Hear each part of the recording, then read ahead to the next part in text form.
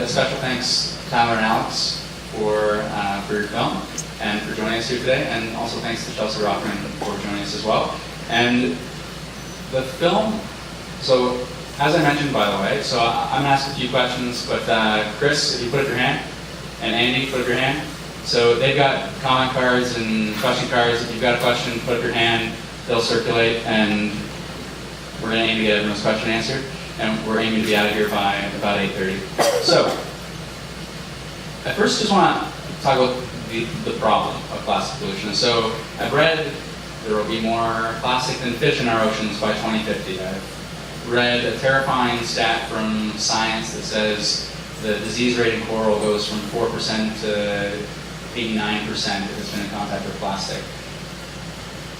Walk us through the specific problems, whether it's potential problems for human health, potential problems for coral, and the knock-on consequences for that. But what's the scope of the problem, I guess, if we want to start there? Okay, so the scope of the problem. So I'll start global as opposed to local.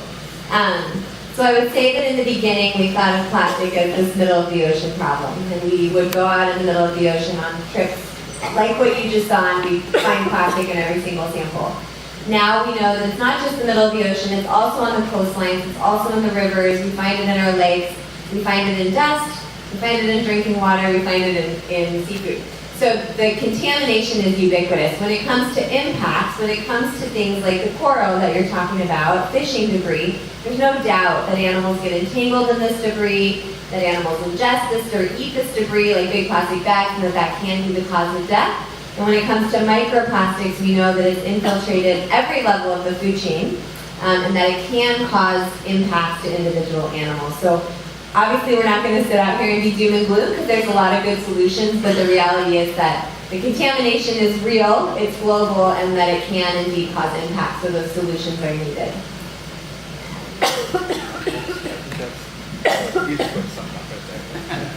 All right. And so in terms of solutions, there are some, I'm going to ask everyone to put up their hand at, well, let's start now actually. So who would support a ban or a tax on plastic bags? All right, so pretty much everyone. And this, all right, so let's start there then. So is that a plausible solution? And forget just bags, let's talk about single-use disposable plastics more broadly. Is this something that makes sense and that our government should be pursuing? Yeah, absolutely. I think that it's a really complicated issue because you say the word tax or ban, and that can raise a lot of alarms in certain people, and think that you're trying to control them or control their purchasing decisions. But I think that's sort of what we need, because it's the public education aspect of this is really important. But if we sit around and wait for everyone to get fully aware of the scope of the challenge and what's needed and the speed at which we need to tackle a lot of these things, I think we'll be just even further behind than we need to be. So it's important to be proactive, and I think that in some cases it has to be approached by a case-by-case basis, whether it's straws or bags or certain types of packaging. I think that it is really a case-by-case basis. So you can't just say outright, let's tax all single-use disposable plastics, but there are certain ones that are extremely problematic that need to be dealt with right away. So